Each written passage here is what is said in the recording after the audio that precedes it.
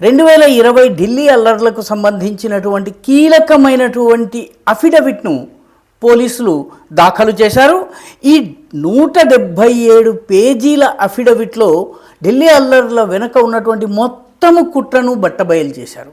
ఇది కేవలము అప్పటికప్పుడు రగులుకొన్నటువంటి మత ఘర్షణ కాదని, దీని వెనక అధికారంలో ఉన్నటువంటి పార్టీని పడగొట్టి దేశవ్యాప్తంగా అశాంతిని సృష్టించి కొత్త ప్రభుత్వాన్ని అధికారంలోకి తీసుకొచ్చేందుకు రెజీమ్ చేంజ్ ఆపరేషన్లో భాగంగా ఈ అల్లర్లను జరిపించారు అని చెప్పి పోలీసులు తమ అఫిడవిట్లో పేర్కొన్నారు. దీనిలో షర్జీల్ ఇమాం కావచ్చును, ఇటువంటి ఈ మిగతా వాళ్ళందరూ కూడాను ఒక పద్ధతి ప్రకారం, పథకం ప్రకారం పనిచేసి ఏకకాలంలో అస్సాం నుంచి ముంబై వరకు అన్ని చోట్ల అల్లర్లు వచ్చేటట్టుగా చేశారు.